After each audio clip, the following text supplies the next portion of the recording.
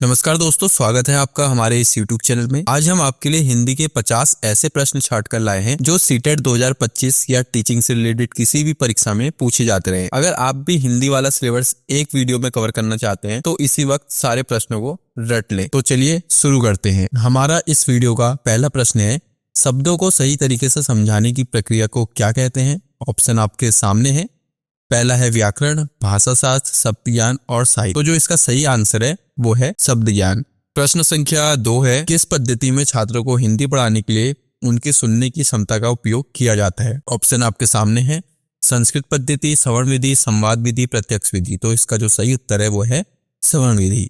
बढ़ते हैं हम अपने अगले प्रश्न की तरफ। हमारा क्वेश्चन नंबर 3 है, शब्दों की ध्वनि पर आधारित शैक्षिक पद्धति को क्या कहा जाता है? ऑप्शन है ध्वनियात्मक पद्धति, संगीतक पद्धति, ध्वनि वर्ण पद्धति या फिर पद्यात्मक पद्धति। तो जो इसका सही उत्तर है वो है ध्वन्यात्मक पद्धति। क्वेश्चन नंबर 4, हिंदी के अध्ययन में व्याकरण का उद्देश्य क्या है? ऑप्शन है शुद्ध लेखन, सही बोलचाल, समझने की क्षमता या उपरोक्त सभी। बहुत ही इंपॉर्टेंट क्वेश्चन है, हर एग्जाम में पूछे जाता है और इसका जो सही उत्तर है वो है सभी उपयुक्त या फिर उपरोक्त सभी। क्वेश्चन नंबर 5 है, हिंदी भाषा के सुनने के कौशल को सुधारने के लिए निम्नलिखित में से कौन सा तरीका सही है? ऑप्शन है पाठ्यपुस्तक पढ़ना, शब्दकोश का उपयोग, ध्वनियात्मक अभ्यास या फिर लिखित अभ्यास। जो इसका सही उत्तर है वो है ध्वनियात्मक अभ्यास। तो बढ़ते हैं अब अपने अगले प्रश्न की तरफ। क्वेश्चन नंबर 6 है, किस विधि में शिक्षक विद्यार्थियों से किसी विशेष विषय पर विचार करता है? ऑप्शन है संवाद विधि, प्रश्नोत्तर विधि, आलोचनात्मक विधि या प्रवृत्ति विधि। तो जो इसका सही उत्तर है वो है प्रश्नोत्तर विधि। ठीक है, क्वेश्चन मेथड भी हो सकता है। नेक्स्ट क्वेश्चन है, हिंदी में काव्यात्मक पाठ को पढ़ाने के लिए सबसे उपयुक्त तरीका क्या है? ऑप्शन है स्वाध्याय, सुनना और समझना, काव्य पाठ और अभ्यास और लास्ट है व्याकरण समझना। तो जो इसका सही उत्तर है वो है काव्य पाठ और अभ्यास। क्वेश्चन नंबर 8, शब्द निर्माण से संबंधित शिक्षा पद्धति को क्या कहा जाता है? ऑप्शन है संरचनात्मक पद्धति, भाषाई पद्धति, समुच्चय पद्धति या फिर शब्द ज्ञान पद्धति। तो जो इसका सही उत्तर है वो है संरचनात्मक पद्धति। बढ़ते हैं हम अपने अगले प्रश्न की तरफ। प्रश्न संख्या 9, किस पद्धति में व्याकरण के नियमों को सीधे सिखाया जाता है? ऑप्शन है निर्देशात्मक पद्धति, व्यवहारिक पद्धति, आकलन पद्धति या फिर ग्रामर आधारित पद्धति। तो जो इसका सही उत्तर है वो है ग्रामर आधारित पद्धति। क्वेश्चन नंबर 10, किस विधि का उपयोग विद्यार्थियों को भाषा में धारा प्रवाह बनाने के लिए किया जाता है? ऑप्शन है संवाद विधि, काव्य विधि, स्वाध्याय विधि या फिर पारंपरिक विधि।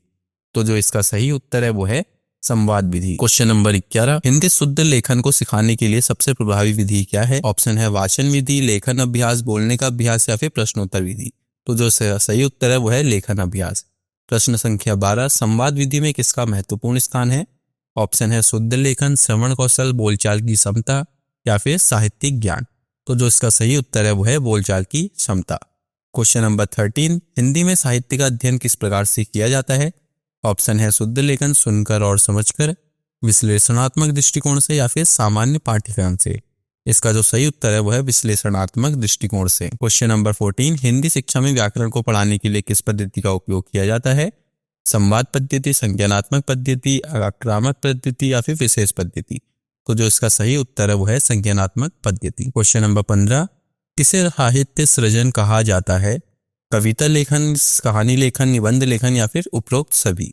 तो जो इसका सही उत्तर है वो होगा सभी उपरोक्त या फिर उपरोक्त सभी। प्रश्न संख्या 16, किसे भाषा का मूल आधार कहा जाता है? ऑप्शन है शब्दकोश, ध्वनियां, वाक्य या फिर व्याकरण। आई होप अब तक आपने आपका सही उत्तर जो है वो प्रेडिक्ट कर लिया होगा। तो जो इसका सही उत्तर है वो है ध्वनियां।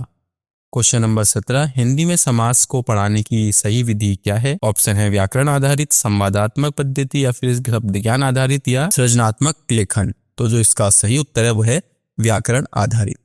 क्वेश्चन नंबर 18, हिंदी पाठ्यपुस्तक में कविता का महत्व क्या है? ऑप्शन है भाषाई विकास, श्रवण कौशल, रचनात्मक या फिर उपरोक्त सभी। तो जिसका सही उत्तर है वो हो जाएगा उपरोक्त सभी। क्वेश्चन नंबर 19, हिंदी शिक्षा में सबसे प्रभावी शुद्ध लेखन की विधि क्या है? वाचन और लेखन, साहित्यिक पाठ, आंतरिक लेखन अभ्यास या फिर उपरोक्त सभी। तो जिसका सही उत्तर है वो है वाचन और लेखन। क्वेश्चन नंबर 20, हिंदी में वाचन कौशल को बढ़ाने के लिए कौन सी विधि उपयुक्त है? ऑप्शन है स्वाध्याय, श्रवण और बोलना, ध्वन्यात्मक पद्धति या फिर उच्चारण अभ्यास। तो जिसका सही उत्तर है वो है ध्वन्यात्मक पद्धति। क्वेश्चन नंबर 21, हिंदी में वर्णमाला को पढ़ाने के लिए किस प्रकार की विधि अपनाई जाती है? ऑप्शन है अनुवाद विधि, श्रवण विधि, ध्वन्यात्मक विधि या फिर पाठ्यपुस्तक विधि। इसका जो सही उत्तर है वो है ध्वन्यात्मक विधि। क्वेश्चन नंबर 22, हिंदी की वाचन विधि के अंतर्गत छात्रों को क्या सिखाया जाता है? ऑप्शन है लेखन कौशल, बोलचाल की भाषा, ध्वनि पहचान या फिर संप्रेषण क्षमता। तो जो इसका सही उत्तर है वो है ध्वनि पहचान।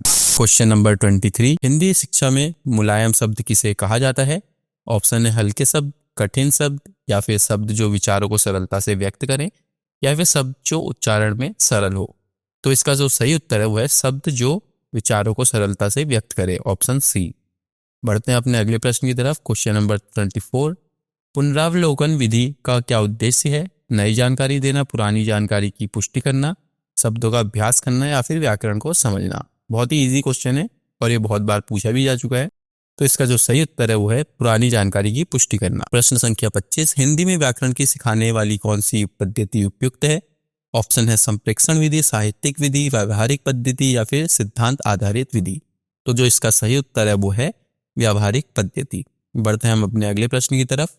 प्रश्न संख्या 26, हिंदी में व्याकरण सिखाने की कौन सी पद्धति सबसे प्रभावी मानी जाती है? ऑप्शन है व्याकरण प्रयोग पद्धति, सुनने की पद्धति, कहानी सुनाने की पद्धति, या फिर भाषिक पद्धति। तो इसका जो सही उत्तर है वो है व्याकरण प्रयोग पद्धति। प्रश्न संख्या 27, हिंदी में बच्चों को वाचन कौशल सुधारने के लिए क्या किया जाता है? ऑप्शन है वाचन प्रशिक्षण, शब्दकोश का प्रयोग, व्याकरण का प्रयोग, या फिर उपयुक्त सभी। तो जो इसका सही उत्तर है वो है वाचन प्रशिक्षण। बढ़ते हैं हम अपने अगले प्रश्न की तरफ। प्रश्न संख्या 28, हिंदी शिक्षा में साहित्य को कैसे पढ़ाया जाता है? ऑप्शन है कथा वाचन, कविता पाठ, निबंध लेखन, या फिर उपरोक्त सभी। तो जो इसका सही उत्तर हो जाएगा वो होगा ऑप्शन डी, उपरोक्त सभी। क्वेश्चन नंबर 29, हिंदी पढ़ाने में छात्रों को शब्दों के सही उच्चारण के लिए कौन सी पद्धति उपयुक्त है? ऑप्शन है ध्वन्यात्मक पद्धति, व्याकरण आधारित पद्धति, वाचन आधारित पद्धति, प्रत्यक्ष पद्धति। तो जो इसका सही उत्तर है वो है ध्वन्यात्मक पद्धति। देखिए सारे 50 क्वेश्चंस आपके सीटेट 2025 को क्लियर करने में बहुत हेल्पफुल रहेंगे। ये सारे वो प्रश्न हैं जो प्रीवियस सीटेट के एग्जाम्स में भी पूछे जाते रहे। तो वीडियो को स्किप बिल्कुल ना करें। तो प्रश्न संख्या 30 है, हिंदी साहित्य में काव्य को किस प्रकार पढ़ाया जाता है? ऑप्शन ए है कविता द्वारा भाषा की सुंदरता, शब्दों के अर्थ से, गीतों के माध्यम से, या फिर उपरोक्त सभी। तो जो इसका सही उत्तर हो जाएगा वो हो जाएगा डी, उपरोक्त सभी। क्वेश्चन नंबर 31, हिंदी में वर्णमाला को पढ़ाने की सबसे अच्छा तरीका क्या है? ध्वनि ज्ञान से, रचनात्मक लेखन, शब्दों का अभ्यास, या फिर साहित्यिक काव्य। तो इसका सही उत्तर है वो है ध्वनि ज्ञान से। क्वेश्चन नंबर 32, हिंदी में पुनरावृत्ति विधि का क्या उद्देश्य है? ऑप्शन ए बच्चों को भाषा से परिचित कराना, शब्दों और वाक्यों का सही उच्चारण सिखाना, भाषा को समझाने या समझने की क्षमता को बढ़ाना, या फिर उपरोक्त सभी। तो जो इसका सही उत्तर हो जाएगा वो है उपरोक्त सभी। क्वेश्चन नंबर 33, हिंदी शिक्षा में कहानी का क्या उद्देश्य है? भाषा का प्रयोग सिखाना, बच्चों में रचनात्मक और सोच को बढ़ावा देना, बच्चों को संस्कार देना, या फिर उपरोक्त सभी। इसका सही उत्तर है उपरोक्त सभी। क्वेश्चन नंबर 34, हिंदी में वाचन कौशल सुधारने के लिए शिक्षक को क्या करना चाहिए?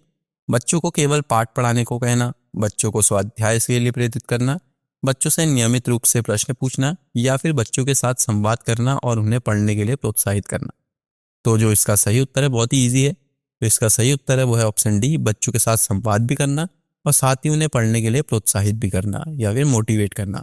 क्वेश्चन नंबर 35, हिंदी में व्याकरण को सही तरीके से पढ़ाने के लिए कौन सी विधि सही है? संवाद विधि, निर्देशात्मक विधि, पद्धति आधारित व्याकरण, या फिर खेलकूद विधि। जो इसका सही उत्तर है वो है निर्देशात्मक विधि। क्वेश्चन नंबर 36, हिंदी शिक्षा में शब्दों का अर्थ समझाने का सबसे अच्छा तरीका क्या है? ऑप्शन ए व्याकरण आधारित, संदर्भ के आधार पर, चित्रों के माध्यम से, या फिर उपरोक्त सभी। इसका जो सही उत्तर है वो है संदर्भ के आधार पर। क्वेश्चन नंबर 37, हिंदी भाषा में बच्चों को साक्षात्कार यानी इंटरव्यू का अभ्यास कैसे कराया जा सकता है? प्रासंगिक सवालों के साथ संवाद, साहित्य पढ़कर, प्रश्न पढ़ का अभ्यास, या फिर उपरोक्त सभी। इसका जो सही उत्तर है वो है प्रासंगिक सवालों के लिए संवाद या फिर सवालों के साथ संवाद। क्वेश्चन नंबर 38, हिंदी में बच्चों को लेखन कौशल सुधारने के लिए सबसे प्रभावी तरीका क्या है?